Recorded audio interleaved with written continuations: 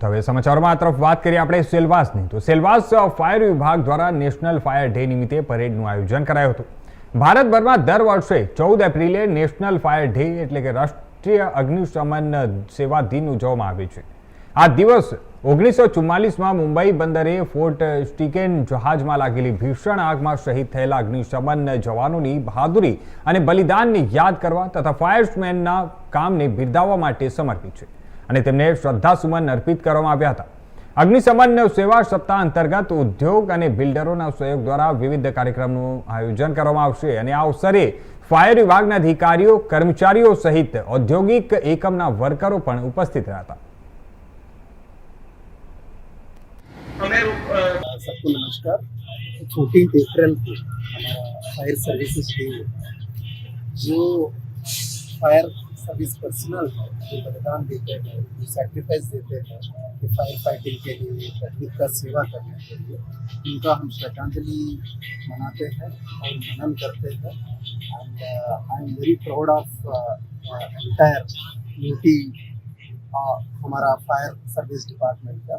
They work very dedicatedly, determinedly, and with a lot of service. And so they have a lot of courage, and they show, they are not scared, and they keep service of the people at the forefront. So I wish them all the best.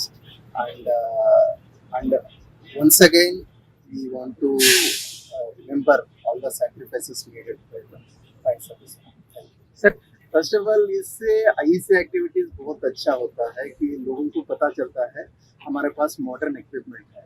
जैसे हम भी speech में भी बता रहा था कि with high rise buildings, lot of chemical industries, the challenges of the fire department are increasing meaningful. But at the same time, our department is ready for the challenge, and we have high-end equipment. As you have seen, 25 meters का जो crane था वो ऊपर गया और बच्चे भी बहुत.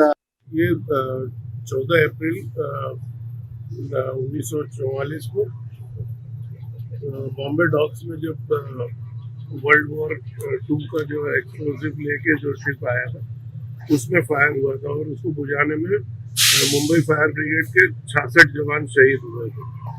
उसकी याद में और हर साल जो 1971 से तो अपने पास रिकॉर्ड है कि जितने फायरमैन शहीद हुए ये फायर फाइटिंग के ऑन जॉब, तो उनका नाम लेके ये दिन मनाया जाता है, शोकांजलि दी जाती है और लोगों को अवेयर करने के लिए पूरे वीक में हॉस्पिटल, स्कूल्स, इंडस्ट्रीज हर जगह ये छोटे छोटे ट्रेनिंग डेमोज होंगे, इवन रैली निकलेगी लोगों को अवेयर करने के लिए. तो ये पूरे वीक में 20 अप्रैल तक ये मनाया जाएगा और उसमें ये अवेयरनेस प्रोग्राम ही मेजर होगा. आप सभी जानते हैं कि 1944 में जैसे साहब ने बताया था आगे कि बॉम्बे डॉकयार्ड में एक जहाज में जो विस्फोटक सामग्री भरी हुई थी और उसी में फायर की वजह से करीबन 66 फायर के जवान और आम जनता की हताहत हुई. तब से 14 April every year fire service day के रूप में मनाया जाता है. और उस दिन में 1944 में जिन लोगों ने जो शहीद हुए थे उनके साथ साथ हर साल अपने कर्तव्य पर तैनात अग्निशमन सेवा विभाग के कर्मचारी अपना जीवन का बलिदान देते हैं. उनको आज के दिन श्रद्धासुमन अर्पित करते हैं. साथ साथ 14 अप्रैल से 20 अप्रैल तक फायर सर्विस वीक सेलिब्रेशन हम ऑब्जर्वेंस करते हैं.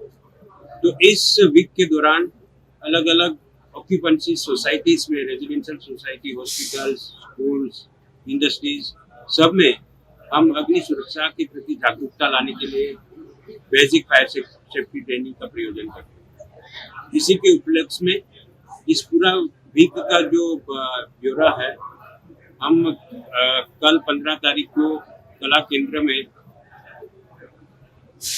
Fire safety on high rise building and hotel occupancy के लिए हम एक टेक्निकल सेशन करने जा रहे हैं. उसका जो आयोजन है फायर डिपार्टमेंट के साथ साथ in combination with the Silvassa builder association की तरफ से हो रहा है. वो कल 3 बजे से 6 बजे तक का उसका टेक्निकल सेशन का ये है। इसके अलावा बाकी दिनों में अलग अलग सोसाइटीज, अलग अलग इंडस्ट्रीज, स्कूल, इसमें बेसिक फायर सेफ्टी के अवेयरनेस प्रोग्राम हम ऑर्गेनाइज करेंगे। 17 तारीख को हम एक ऑर्गेनाइज फायर सेफ्टी रैली का आयोजन कर रहा है। वो उनकी शुरुआत होगी यात्री निवास से लेके स्टेडियम ग्राउंड में। अलग अलग इंडस्ट्रीज में से प्लाटून्स हमने बनाए हैं और उस प्लाटून यात्री